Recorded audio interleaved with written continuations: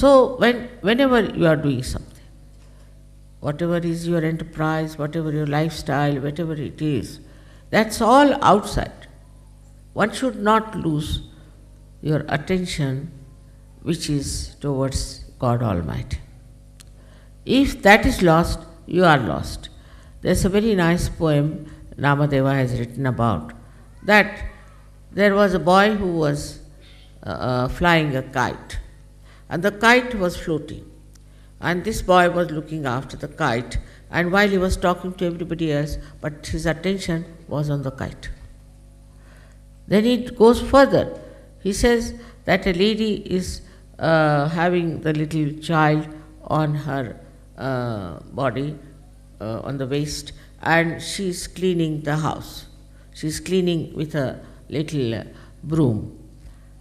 She has to move from here to there, and after that cleaning she has to do other work also, but the child is here.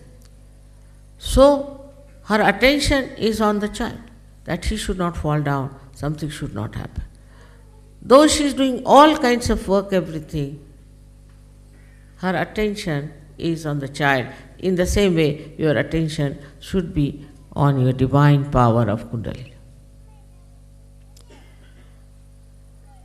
This third one, he described that there are many ladies who are taking water from a river. Sometimes they have 3 pitchers on their heads and walking. And when they are walking, they are talking to each other, telling stories about each other and anything, but their attention was on the pitchers which are on their head. In the same way, whatever we are doing, our attention should be on our Kundalini. We should find out what are we doing.